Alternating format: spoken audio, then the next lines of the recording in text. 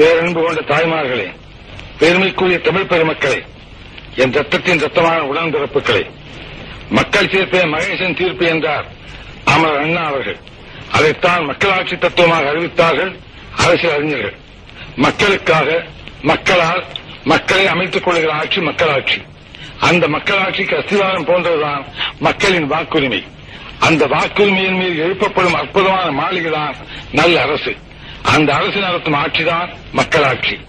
அத்தகைய ஆட்சி நடத்தும் பொறுப்பில் அமர்கிறவர்கள் வல்லவர்களாக இருந்தால் மட்டும் போதாது, நல்லவர்களாகவும் இருக்க வேண்டும். நயம் மிக்கவர்களாக இருந்தால் மட்டும் போதாது, நாணயம் மிக்கவர்களாக இருக்க வேண்டும். நெஞ்சிலம் கொண்டவர்களாக இருந்தால் மட்டும் போதாது, அன்புள்ளம் கொண்டவர்களாகவும் இருக்க வேண்டும். மக்கள் மீது அதிகாரம் செலுத்துபவர்களாக மட்டும் அமையக்கூடாது, ஆதரவு காட்டுபவர்களாகவும் விளங்க வேண்டும். இப்படி மக்களின் பிரதிநிதிகளாக ஆட்சிக்கு வருபவர்கள், அரசில் இடம்பெறுபவர்கள் தூய்மையானவர்களாக, தொண்டுள்ளம் கொண்டவர்களாக, ஏழை எளிய மக்களின் தோழர்களாக, எதிர்த்தேன் கவிழ்த்தேன் என்று பேசாதவர்களாக, அரசியல் அதிகாரம் என்பது மக்களுக்கு சேவை செய்யும் வாய்ப்பே தவிர மக்களை ஆட்சிப்படைக்கும் உரிமையை தரும் சாதனமாக கருதாதவர்களாக, மக்களோடு மக்களாய், மக்களின் தொண்டர்களாய் வாழ்ந்து காட்ட வேண்டும் என்பதுதான் அமரர் பேரறிஞர் அண்ணா அவர்கள் நமக்கு அளித்த அரசியல் நெறியாகும்.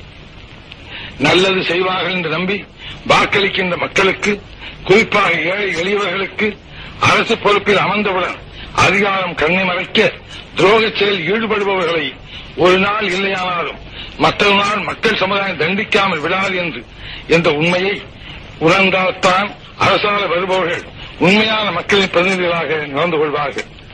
அரசியல் கட்சி நடத்துவது ஆட்சியை பிடிக்கத்தான், ஆட்சியை பிடிப்பது அதிகாரம் செலுத்தத்தான் என்ற அரசியல் சித்தாந்தங்களை வெறுத்து ஒதுக்கியவர் அவர் அண்ணா அவர்கள்.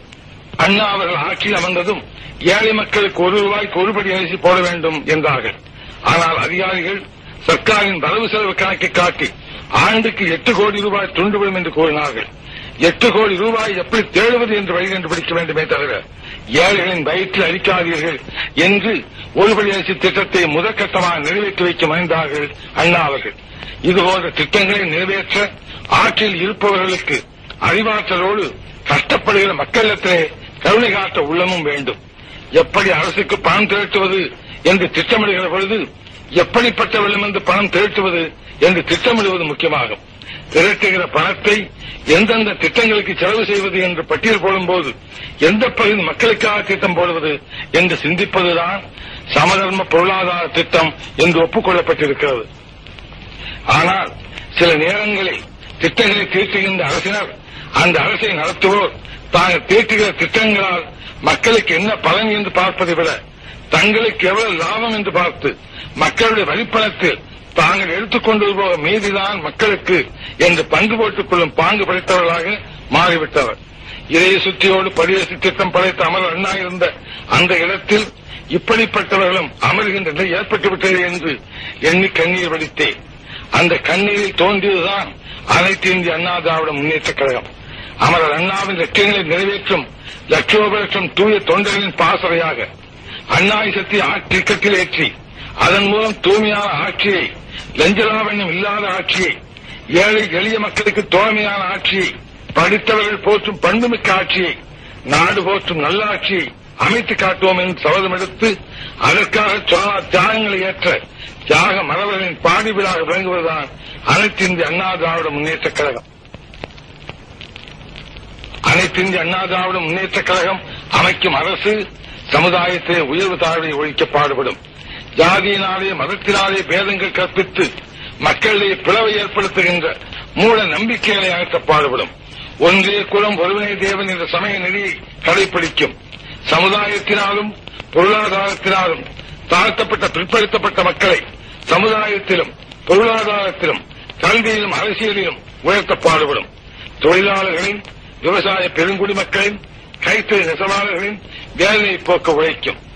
சக்திக்கேற்ற உழைப்பு, தேவைக்கேற்ற வசதி என்ற சமதம் பொருளாதார சித்தாந்தத்தை நோக்கி திட்டங்கள் தீட்டப்படும்.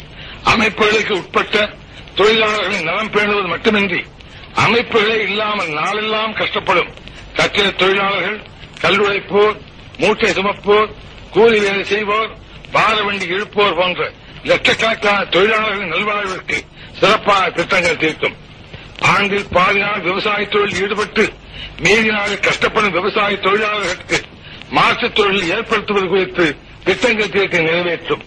ஆண்டுதோறும் திட்டங்கள் தீட்டும் போது சமுதாயத்தில் பின்தங்கியவரின் நலன்களுக்கு முதல் இடம் தரப்படுவதைப் போல் நாட்டின் பின்தங்கிய கிராமப்புற திட்டங்களுக்கும் முதல் இடம் கொடுக்கப்படும். கிராமங்கள் என்ற பெயரே மாறி பெரிய நகரங்கள், சிறிய நகரங்கள் என்று குறிப்பிடும்படி நகரத்தில் உள்ள வசதிகள் கிராமங்களிலும் கிடைக்கும்படி செய்து கிராமங்களிலிருந்து மக்கள் நகரங்களுக்கு குடிபெயராத உணர்வை ஏற்படுத்தும். படித்தவர்கள் பல்வேறு தொழில்களிலும் ஈடுபடும் அளவில் திட்டங்கள் தீட்டும். திட்டமிட்ட பொருளாதார வளர்ச்சி அடைய தொழில் திட்டங்களை நிறைவேற்றும்.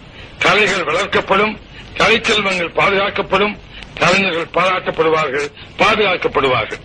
யாமறிந்த மொழிகளிலே தமிழ் மொழி போல் இனிதாவது எங்கும் காணோ, தேமது தமிழோசை உலகமெல்லாம் பரவும் வகை செய்த வேண்டும் என்று தேசிய மகாகவி சுப்பிரமணிய பாரதியார் பாடியதைப் போல தாய்மொழியாம் தமிழ் மொழியின் சிறப்பினை உலகமெல்லாம் பரப்பும்.